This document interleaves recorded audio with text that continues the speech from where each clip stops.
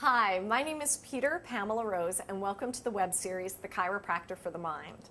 Today we're going to be talking about you can't change another person. And sorry to be the one to break that to you, but we really cannot change another person. The only person we can really change is ourselves.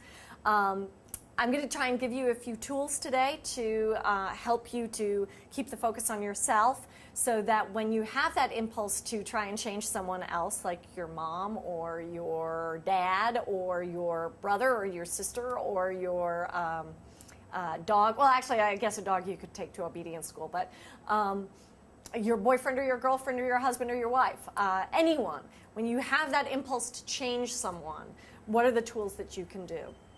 Like I said, keeping the focus on ourselves is very, very valuable. Sometimes when I'm thinking about either a client or a friend or someone else, and I'm thinking about like, oh, what can I do? What can I do to, help them? What can I do to change them? I need to remind myself that actually that's not my responsibility, and I need to keep the focus on myself. And what I mean by keeping the focus on myself is I'm talking about what do I need to do in this day? The 12-step movement, of course, has this wonderful phrase, which is one day at a time. And really, it's so true because the only thing that we can do anything about is today. So what I try and do is I bring myself back to my present moment and say, okay, what do I need to do today? Do I need to go to the dry cleaners? Do I need to go grocery shopping? Do I need to take my car in for an oil change? What are the things that I need to do to take care of me today? And every time I find my thoughts like drifting off to that person, I try to bring it into myself. Another very helpful tool is what they call the 3 C's. I didn't cause it, I can't control it, and I can't cure it. And even this might be somebody's I don't know, habit or something. It might be something that they do that isn't illegal or anything, but is just kind of irritating to me. Is reminding myself that I didn't cause that person to behave the way that they are behaving, and that I can't control, because you can't control another person. You can't change another person. I can't control the way they are behaving. And the other thing is that I can't cure it. It's not my responsibility. I can say to someone by setting a healthy boundary, and I'm going to be doing a little session on that.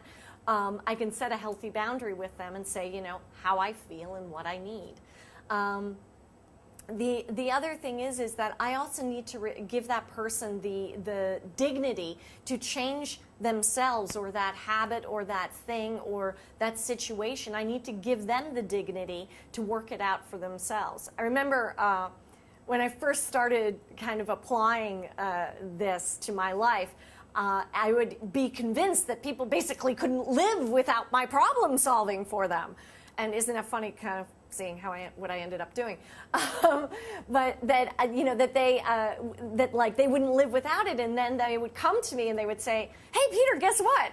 I found the solution." And I'd be like, "Oh my God, they did it on their own without moi."